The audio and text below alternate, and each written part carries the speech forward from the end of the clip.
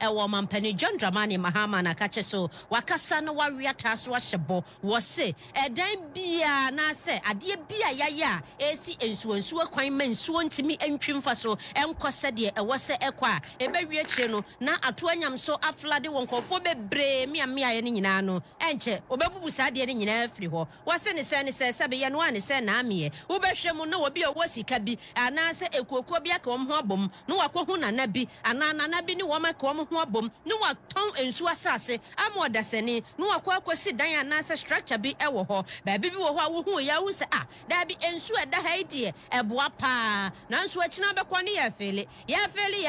feli ni apagya bansu bi esiso filling stations ne ade ne apagya si ho nti ensu ma ne homne so nam se ensu wontimi nsi ne kwanti no wo ma ne homne so betwa fa ho no wo twa fa ho no wo anya kwan a ba bia nani bekyere no eye ba bia wo so benye na ebufa so ese nkofo eniema eni yenya pade bebrebe wie kyere no na ka buburu ja na aba ne sayo sinti no wo se wo de kwakoba aba wo wote sa woni jai afa na akwaje bebia ensuonsuo ewo anase ensuo ntwifa ho a wo kwaje a wugusu a wo feli akwaje usika wonana no ho efiri se enche kra obema ne homre so no oma ne homre so a sa dan ni nyina no obebu agu wo ntimi ntena se ma wo mfa wo selfish interest no emma mese wo man ni nyina emekunkuma kra ne bi kra emfra sase so yentie ne nsema wo de trudwa ne bi.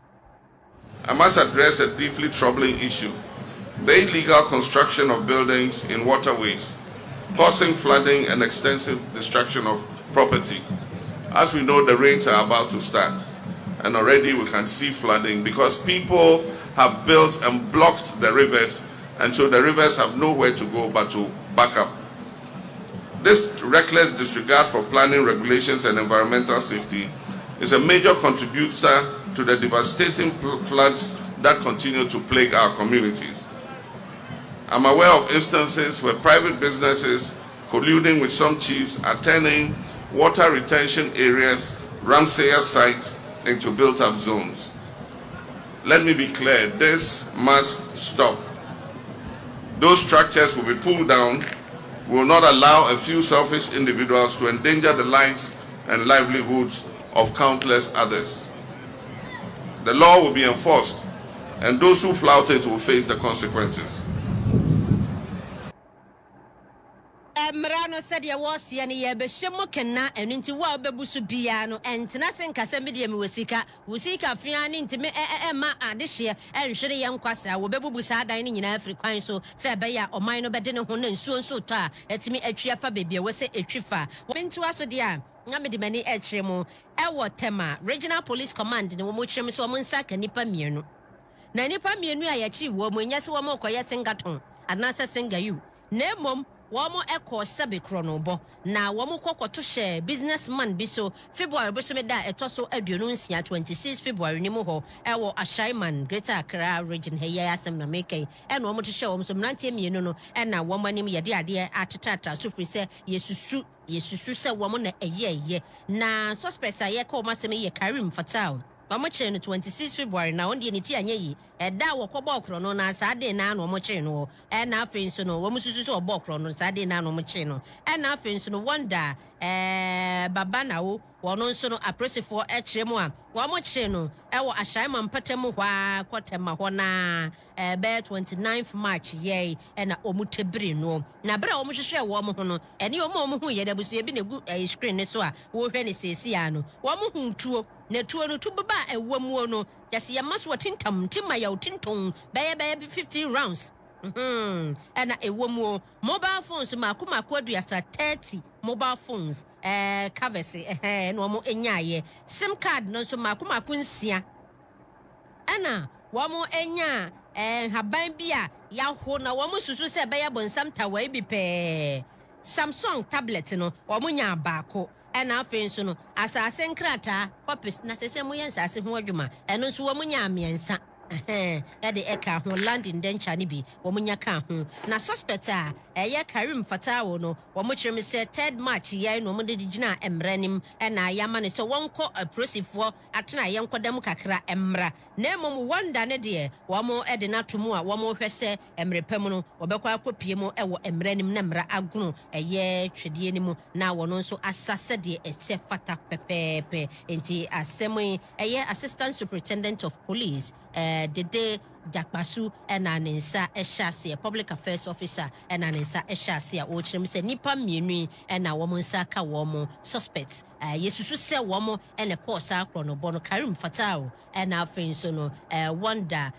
baba nawo wo na empanimfo ekyerem se wo nsa aka wo ba beboa ama bibia etimi akoso kama ama na nso hwa wo sanso kasaye no wode to emaburu nyina anim se wo man no ne daachi kuramu o na mo ye ni se asemo bo ntotase wo sesese no de ya dro so no aye abefo kwantempo so emabunu nyina mfa wo ho anyim bi wo mo se wo hawa hodo ekoso de nanso wo se mabunu yetimi epagya ye ho na ye ne de ekoso wiase kro no nyina no ye ne awiase no akọ afa ahohyeso ya ade bi a ehu hia pa wutimi hye ho so ya wudi ye wo abrabom wo sa de to mabunu nanim se wo mo hwe se wo mo se wo nyankopon na buwa nipa gidie nso pa de wonya eboa pa nanso so wampa nwomasuya papa bi anya adwumaden ampagya wa wodaakye mu a wodede ne saa na kwata wakwa ba beto se de wusia na osie no wamwadwo enti ye nyina ye mpagya yem.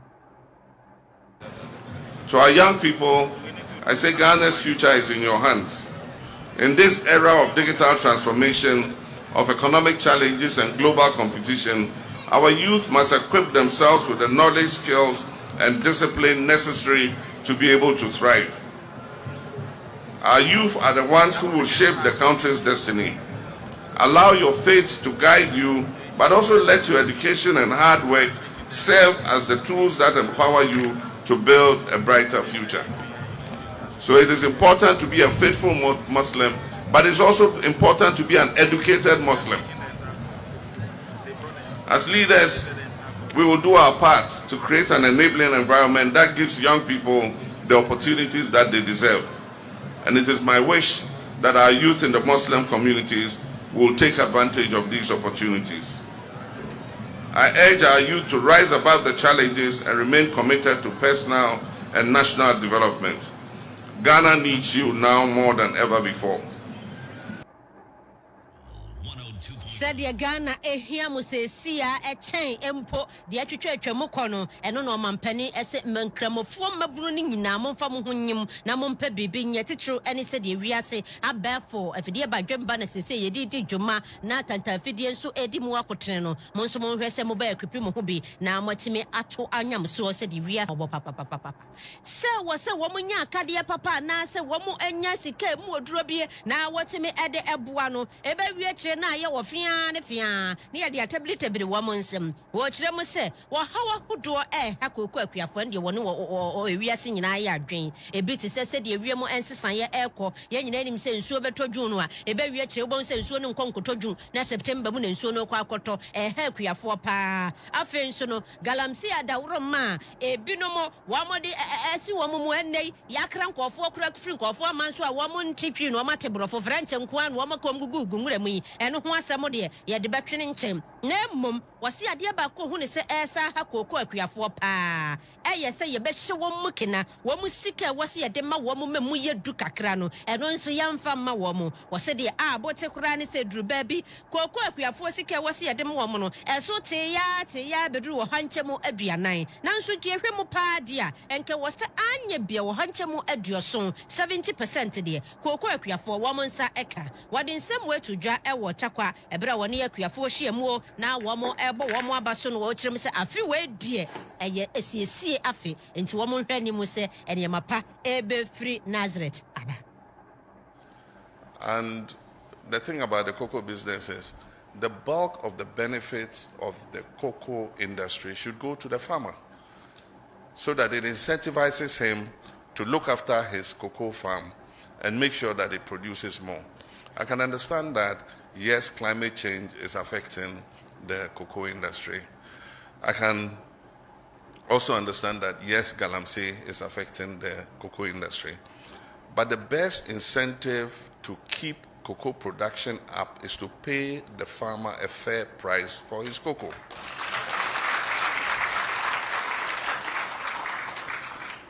Because even though some of the galamseyers force the farmers of the land,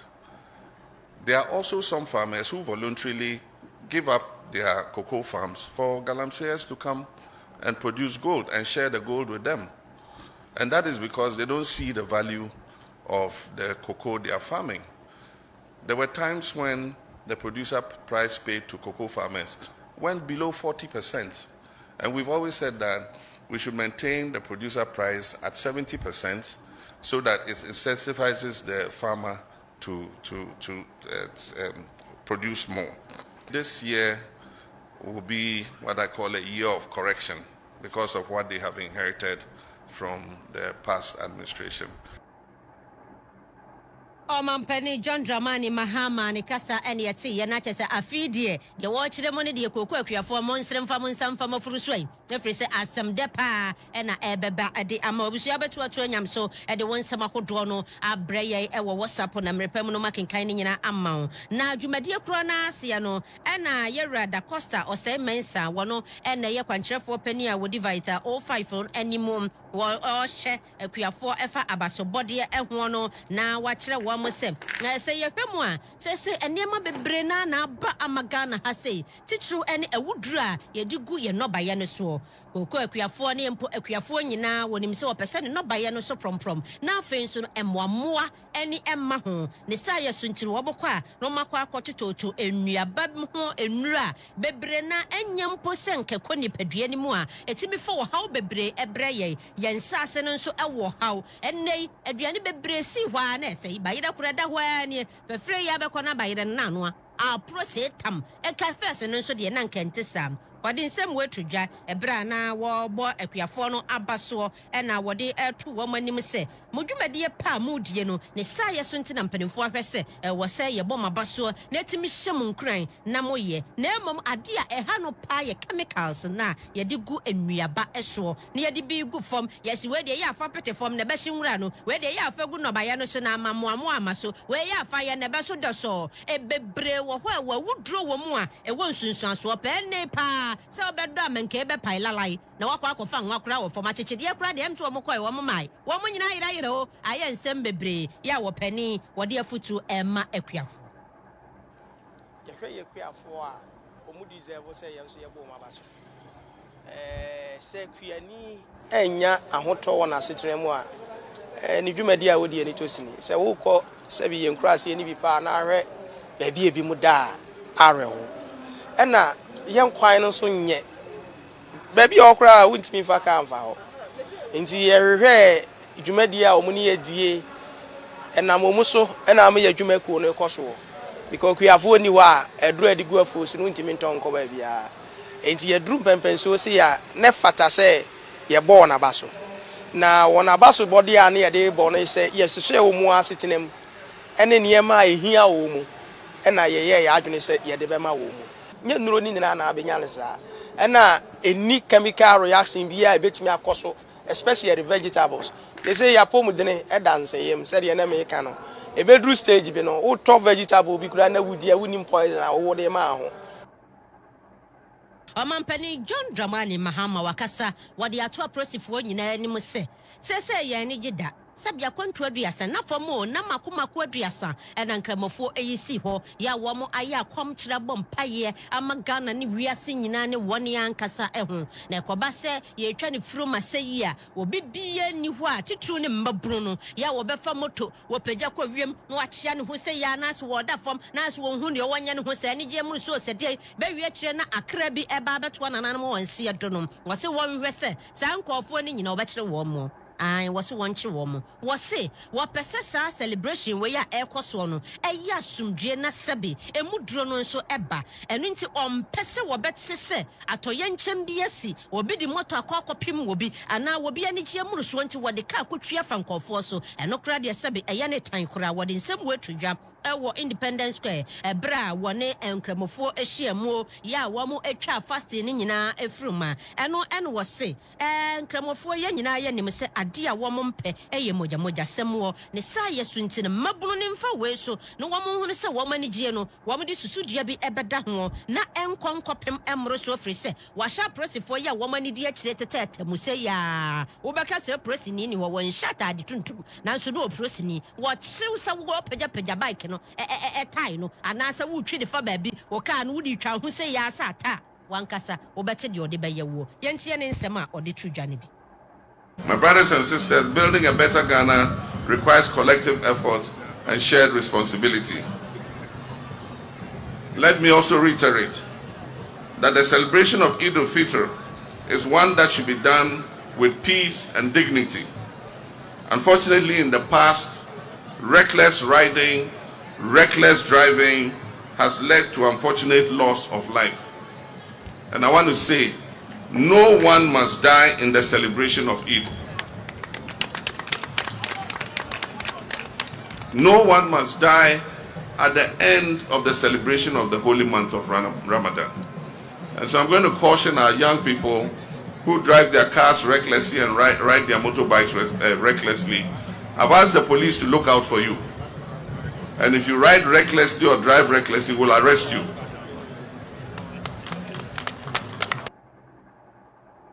Mampani asam no want na ho e ma won fo wani je ketuwa bi fia bi sa no mata kirema no e maji adehye bi kra emfiri wo nsam ne sa yo sintiri wasi ebia sipen won twen me bi nsan si biem ne akase me hu yanka na emom wa obeye sa bia no ye nkyerew wasan so edi to dwese ye hwe kremosom wo mo entete ne wo mo nkyerɛkyerɛ na egina adoye eso se wo bi kyerɛ adoye edi ama obi na omma eni nti obesere sa ye brewe ya ye nyina ye giye ni na fenso no wo mo etwa eye sala ne nyina efruma no won hwɛ sɛ obememma obemma na timi aboa bia nhira no na nya no nko wase mane nso hwa sɛ sala yi mu pɛ na wo ya adoye ana sɛ wo kyerɛ wo bi odo na emom ye wie a obɛseretere wo nsa na nso afoforo nso so. One of the core teachings of Islam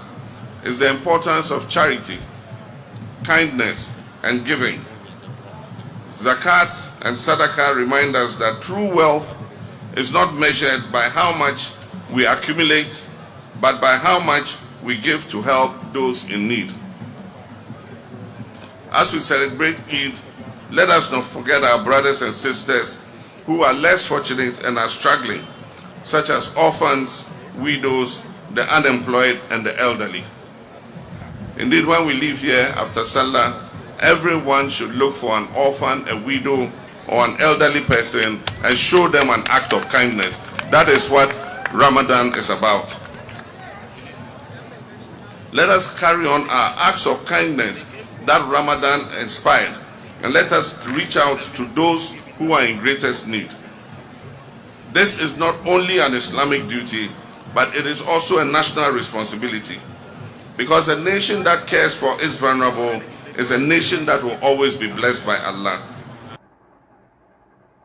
Sadia tia no omanya wo ma no na sa oman no nyankopon ehira no nti wose wo pie bebia wo kɔ bia no hwehwɛ sɛ bia janka bia wisia bi anase mobrofo bi ana wo kunani bi na tene won sa na ye na doye na onyankopon ehira nso ebeye waseda bebre wa ma na nso hwa ye nyina ye nim sɛ enne na kramofo nyina titru ene wone a eben baabi a wo betimi edi wo mani akyerɛ mo ɛwɔ ebia kɛse a omampani ɛyɛ sɛ wo mo nkɔhye ntwa dwumadie no nyina efuruma no ekoso nanso ampete wa Ghana hanko ababia ekoso na Ghana hakra no mpo no enye nkrape na wo mukɔhye mo Independence Square nemom emiamia hodo na na obia ehyiaye ya wo bɔ mpaye edi twa adwumadie no nyina fruma ye bɛkɔ na ye ne yama ne bɔfo ahodo no akasa na wo matwamfonyine de akokɔ ɔkɔso ɛwɔ emiamia ebusua enamfo nomo ehyiehye mo ya enadwoi ya eye March bosome da etoso aduasa baako kyese March bosome no eda etwato kora ene enne eti wo mo ye special prayers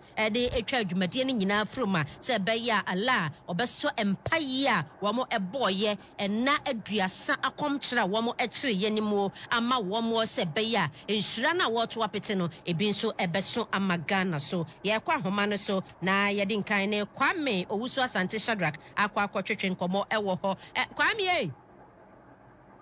Yai Shadrack na ene ubu kete mu fahini na dia na koso ewo ho twetwe ene enkremofo empire na wo mo bonum ya me that be me be mu ewo central region itu pra afin posu kropon na district ni na no afin posu James School Park na jete wo mu ebu data ewo ho no mo na mpeni 42 be PMB ewo ho no mo honorable Nurin Shaibu Midima MP a wono no Asen Central eno ati nananum ayimfu bi so mpeni foi etumi to ensa e de pre wo mo a wo mo so etumi e de wo mo ni munyam ebeta adwumadie ne achi na openi a wo ye Asen Dwaso District Chief Imam a ni din ene Ayeku Abdullahi Tete wono wo kasa no ene ogina so de akutuo ede ama emebunu ai won potem ha no mo na afensu no o my ga na nyina ese na nse bibia ba ye se ye friend red ene emebunu wo mo no mo a wo mu gina ho no mo ka akwam kura na woda na wo tele sa de na ekoso no ye mebunu no da chi ena tese wo mo ese no ntinu wo gina so ede ai afutu atimi ede ama mebunu no wo mo ntwe wo mo ho emfemfiri ho se na be ya wo mo eda chi ebetimi akoyi ede ama wo mo eno achi no no sa to alse wo mesua ya de a eno una utimi di wo ho e to so a ebetimi aboa obi antimi enje emfemfiri wo nsem eno achi ena ye MP a efreno honorable Nurin Shaibu Midima kasa ena wo chim ta de bako a eye na nwo ho pa eye emma kwan a emma faso ebu afie ena afensu no wo mo hwe se wo mo fie ntutu nyina no ebekoye nenso ade bako a ye dadwen e de amani kese pa eye nipa bi ekwan mo faso a ye na nanom panifo na se mrewafo wo mo nyi kakra bi ne ahya ase ne ye bo mo bayie eno ena wo che se ye suban a ensheda intwe ye krakra ntinu wo sre ese Ghana mampani o kai se sa bill etimi akọ parliament ma chebiafo etimi abobu hu aka senka o mampani na danko akufu ado a ebetimi de nta ade ahya ase na nka abeyemra nenso no enya de asa de yetimi abem nenso o chese tisi a oye MP de okọ parliament obesa pija sa asem no se ne be ya emra no o mampani mama ebetimi de nsa ede ahya ase na abeyemra na wo mu amubom nananum bayiye etimi ebro wo mu esa epeja wo mu tumi di wo mu koto enwuram ba bi krampo no ta enema no to ebetimi etwa nti obetwi mu ha no mu a na enya grokra eduane ahodo bibre etimi ekoso a wo mu ediche bi edima enyanka ene wo mu a wo mu enibie Yada si bebre Shadrack Koswa na emrepem no yebesa nso aba ho biemo yede ubesi ha abusuafo ya mani boni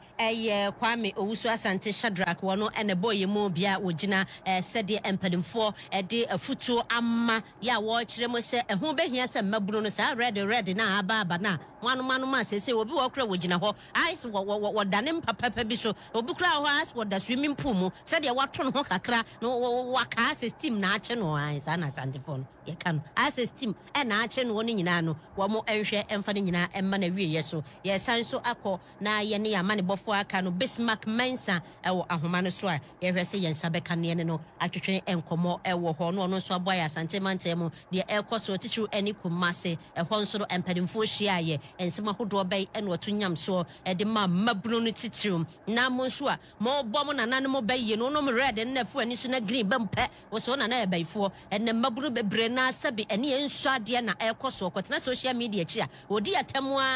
bonsa ne nkwana no eso tia na eti osin na na eye no wanya yankwai ne ne Bismarck Mensa entwetwe nkomo obisi e mi yabai wa bese dia na ekoso wo Kumase ya medase obepie mu Asante Mountain Kumase a me paka se ene anankramofo akwankyere mo ye Asante Mountain mu azana se Ghana nyinaa no wonim sɛ ya ɛnɛ na ɔmo de baa na awie na sɛ na abrebia sɛ ne ɔmo si ɛyɛ no ya na ɔmo nyinaa ekohyia mu ɛwɔ Kumasi Central Mosque na ɔmo kohyia mu no ɛhɔ ana region minister Honorable Frank Amoakohene ɛretu dwa sɛ ɔda Muslimfo nyinaa se amomo hyɛde amomo yakɔ amomo adwobrɛw isan sɛ akwankyerɛ mo yɛɛ no ɛyɛ ade akwankyerɛ ɛnyɛ easy ɛnyɛ mmerɛsa ne mom ɛyɛ den yie paa ɛnti no abra mampanyin so ɛbɔ aporo nyinaa na ɔpɛ sɛ ɔyɛ mampanyin wɔne Muslimfo ehyiae wɔne akistofo ehyiae amomo nyinaa ka mo ti bom atima to aba ɛdɛm mampanyin John Dramani Mahama abedi akonya ne de a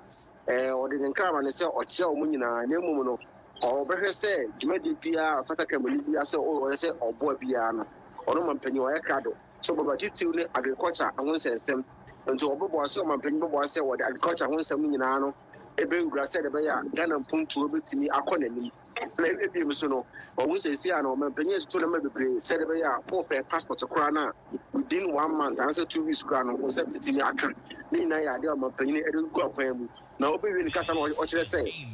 ɔda Muslimfo nyinaa ase na ɔmo sɛ Muslimfo nso ɛboa ama ɔma ne kyekyerɛ no ɛkɔ soro titiriw ɔmo obi a ɔmo ta baby school bebree titiriw ne kindergarten school yi bi ɛne Muslimfo school yi bi ɛyɛ ade a ɔmo do mu nyinaa hyɛ mu na ɔmo boa paa na mmom owie no ana nana otutufoɔ etu no sɛ ɔmra ɛmɛhwɛ dwumadie no sɛ ɛbɛyɛ a dwumadie no ɛbɛtumi akɔ tɔtee ɛyɛ nana baafoɔ sumankwa ahene ana otumfoɔ tu ne sɛ ɔmɛhwɛ akyire na ɔnso baayɛ so nyaba ɔno so to sɛ ampa agriculture de ɛho hia paa sɛ ɔman biara bɛkɔ nkan a ɛyɛ agriculture asɛm ɛne akuayɔ na ɛbɛtumi aboa ama ɔman no akɔ nkan ti no ɛne mmere a nkɔfoɔ nkankan no na yɛde sekan ɛdɔ nyinaa no ɔbɛhu sɛ saa nneɛma no nyinaa no ɛbɛtwam na mmom aban a wɔaba so yi ɛbɛboa na agriculture dwuma no deɛ nka wɔmfa mfidie mmom ɛma ade anasɛ farmers no na nka farmers no fa nyɛ dwuma bebree na agriculture anasɛ aduane enti mum nkafa so ɛwɔ ɔman nyinaa mu ne mu ya wene kakra a mefaka sɛ asantemantam ha akwankyerɛ a musamifoɔ yɛyɛ no ɔmo nyinaa ne titiriw ɛde bɛ na wieyɛ ɛyɛ asantemantam ase. Okay, kɔsoa na kɔso mmerepɛ mu no awusua yɛbɛsan so aba wo nkyɛn biem wae. Okay, abusiafo yamani boni eye Bismarck Mensa ono na de kɔso wa santimante mafutuo ne ade ne nyina no wa ma yaso ensi ɛwɔ ho ye be free de kɔso ɛwɔ sala nim ne yedi anom na me to ansam no so dia na kyese me firi omampani aka kye so na me de mani akyeremom ɛwɔ ɛyɛ wɔ sekurum asantimante mu ahinkro na ho na asantimante mu so for Dr. Frank Amoakohene wakasa na wode atodwa se wojata na ema ne homne so ewo edum blue light ho no ya santimante mu na no de kɔso a na omo de na bebre ne dum no frese na omo dum a enum no enipa wo ho akwakodi adwam eye empemienu ene ahankron 2,900 and omo ho akwakodi adwam ewo saa de ekɔso no na Dr. Amoakohene ekyerem se enhwehwemu a wo maye na natena ye no nso aye ekyerem se yeyi saa nipa 2,900 omo ho akwakodi adwam a se wo mo nsentimi nkɔ wo ma no kane na nka wo ma ne todie wo ma ne tɔhye ene aye den ma wo mo se wo bɛkɔ akotɔ aduane na nkampese wo de atade akra boso no eye apem ahanum 1,500 ena woman kasa entimi enkoma wontimi ento bibi eni woman aka ne de sebe womutimi to bibi kakra edi na eno ena Dr. Amoakohene edi tudwa se National Disaster Management Organization nadmoni tweditia efro womo twi kasem ye bekase atoye nchema boafo no womo ahwe a womo boawro mahwe woni a ehu behia se womo ebeboa nanso wose eduru ba bi a na ne ho adwiri ne yie pa adwadifo ni bi wo ho a eniama na eba na womo ankasa ebo na bo apem womo behuru mu se ya bo a wose ya nye ena de ebe de ebe titru ne awura mu ntakakra de ne de ekoye si hu kofo huru no wose ya nye ene ade fa kɔ wokɔkɔcha ma ne wo yire ne wo ma emo ne anwa de ade ye dai saa kasa ne nyina ya na emo enhya foforo nkran emo mo nso mpɛsɛ omo ba bɛboa nanso ade ba kɔ wɔ se wo ma ye nhwehwɛmu ehunu se saa wo manfo omo huru ye wura mu ntaka ne nyina no wo mo nya wo mo a wo mo ne ma hye ne bi o da bi wo mo ne namba bi no wo mo si hu kyesa so wo mo mpata sem to mbɛhuru no dada na wasi wɔn yɛ nhwehwɛmu no nso no aba beto dwa sɛ enipa bɛyɛ nwɔtwe 8 ɛna ho bɛhia sɛ yɛde wɔn bɛfa adwene mu ntinitini mu every say ne nneɛma ne hye ya ye frɛ na obeto so saa sɛ nneɛma ne gyadam no wɔyɛ hwea enye saa no bebre wɔ asɛbe ɛnyɛ nsunsuanso ɛwɔ madwene mu ɛno nti ɛho behia sɛ mpanimfo ɔmo hwɛ adwene mu so no wɔn bɛboa na wɔn atenetene saa nkɔfo na yɛka wɔn asɛmi nanso wɔse wɔba na tena yɛ hɔ a nneɛma bebre wɔ hɔ a wɔmanfo betimi abɛgye bi titiriw ne enuane ɛne yadeɛ sɛ bia wo nneɛma hye na mmom wo nsa bɛkɔ wano no ayɛ den ma wo amfɛde brana so yɛ frese nneɛma bebre wɔ hɔ na ɔse na bi nso bisa sɛ adan a ɛgya to mu a ɛmubuo no ebi kura sɛ bebi a hello fm ne ade ɛwɔ no wɔn de tiles na atata ho nti na sɛ kamia yɛ sɛ dan no ɛgya na ntimi anya no sɛ de nka wɔ sɛ yɛ etu wɔn betimi asiesia saa bɛmu ana wɔso wɔbɛsrɛ wɔn ɛne wɔn mpanimfoɔ ɛtena se wuku ada ne ya wada wɔn ɛbɛboa na wɔn akyerɛkyerɛ mu sɛ aso empanimfo hwɛ dan so de behwɛ dan no so no omo hunu se yebetimi aye renovation keke na omo akwatenam se yebetimi asiesie dan no na se dan no ɛwɔ se yedwirigu na omo se sifrite nipa komu a ebenya nsunsuaso a etu omanfo enka wo mo akoma ento wo mo yam efiri se kwan bia so no oyɛ de obetimi aye na wode aboa nipa are affected in na 2009 we close to 2005 any capacity of meeting their video and around 2003 something getting to 2004 a year and for meeting a video between now and then not move 4 years these assessments in area and the man not more than money by you could now money but as we speak in 2005 per assessment of my year they need daily support to be able to sustain them. Ade ba kusu ehu ye so omo ekoye ona bu ntakasa ade ni na aye nkofo a omo hwe ye hye ro ndi edi agba na akokofa nwanza ho dufu akobiri ndi mo ya dadifo ne de chopa bai nti obia wo hia mo wani bia no ya mo omo access omo je amu ni bi ade ko ye nka se ye tinchina ase obi be chawade atinchina ade ana atinchina mende ba wo woni ya mo obia obeje enje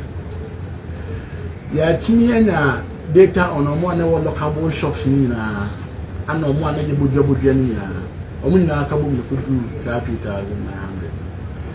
as to omo a ehia psychological support abaha ama refer omo de omo ye be 8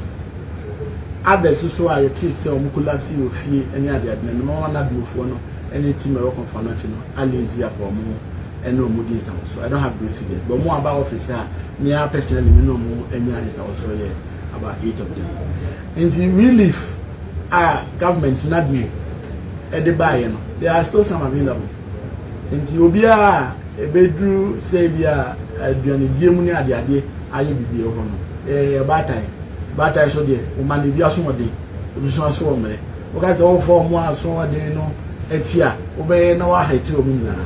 So all those who still are in need of that, there are still some available. They should let NASMO know. They'll make some available to them.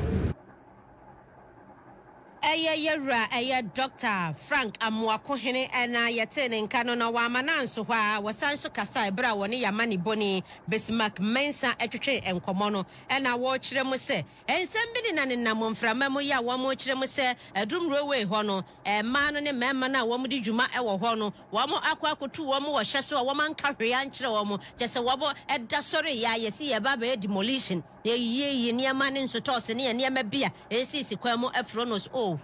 and send you away your road rather some. Walk at the good any more, see a yard at the Pomada home, now Samba Wafa home, now what Johnny. Was say, one mama at the Fuano, one drink, and now watching. Sir, woman fanny you, woman Yamano and free officer, one more baby, yes, oh, Nanya Fanny, you one more fekeke, so a bed that sorry, say what Pam one more eddy was happy, I want to say one will be tina, Sabin and Sa Equanano, and to any stab or payaso, and a woman de a year, one of Bismarck Mensa at Trim Comono, and was say, and your back of one sonko, and a sabi what's demo. Actually say, may baby you are ye free, will be crow why yes, woman to me anymore, would do why I try to one wabonatra, no, a quack of us on Yamano crowd to agu, was it Debbie, and yes, Annetia, Nemum, woman in Nadmu, at Toyanchama Buafono, woman appressive for, and now woman came me. ɛna aka abomu a wɔn hwɛ sɛ ahyɛn betumi akɔ aba firi sɛ saa mpatam hɔ no ɛhɔ abɔ apee so pa ɛna wɔgya nso sa ama ne homre so no akɔyɛ yaa obi agya agum enti ɛkɔba saa nso a ɛmmoa enti wɔn ma adwadifoɔ ne mmerɛ sɛ wɔn enyi wɔn nneɛma na bi wɔ hɔ a sabe ebinom yɛ asobrakyɛ woyɛ ne dan so kora ɛnyɛ yie na mmom wɔhyɛ wɔn bɔ sɛ obi bia wadeɛ sɛyɛ nneɛma a wɔtɔn no ebia wɔn twi fa so wɔ kwa bi so yɛ ɛsɛyɛ no mpatadeɛ ɛwɔ hɔ ma wɔn a nadmofoɔ wɔn atwerɛtwerɛ saa nneɛma no nyinaa nti ɛmoa ɛmfa nkɔm sɛ bia yɛyi wɔn ayipamu anaasɛ bibi ɛte saa kɔntratafoɔ no nso no wɔn akyerɛ wɔn sɛ Amia bi wɔ hɔ a wɔ sɛ wɔn yɛ sɛ bɛyɛ bɛboa ama ahyɛn atimi akɔ aba yɛntie ne nsɛm a wɔde to dwa ne bi we say on the other side of here PZ NADMO ne KMA any police combined activity bi wɔ hɔ a wɔn creative vehicular access over there. I've seen a lot of distortions in the media. They are giving them 1 week notice. 1 week notice. It will be obaka say bi a ya letter obiara na no kwebie no ebi obiara ne bi wɔ hɔ a wan yan fi hɔ a omuyiye NADMO ne team ne yiye no they register almost separately so they are supported by other side we will give them a similar support so they are bi o machine bi on so they come but it very important say the ma e no e quantity them na bi e be koso obiara na mi amekɔ ɛkɔhwɛ ba bi o ma ya adwuma na dru obi o ma dru maka kyerɛ so mo mmra o ma chi no meyi hɔ ne yie na o mo ma o mo ewa animu no ɛkɔ abinchi hɔ no time na obiara ni ne nneɛma so o ma ni na yɛsa akɔ clear yɛn pɛsɛ obiara bɛkɔ akɔtena radio so na akɔ dane aboni akeka ntuwe de yɛsɛm yɛde suma mo ma so nsante sɛ de last yɛ na yɛ ma o kɔ inside hɔ elulu mbobɔ mo nyina ma ne yɛsa mo ma yɛ ne saa da tinya boa ma obiara opɛsɛ oyi ne nneɛma fi hɔ no ɔnya akɔnya ayi ne nneɛma fi hɔ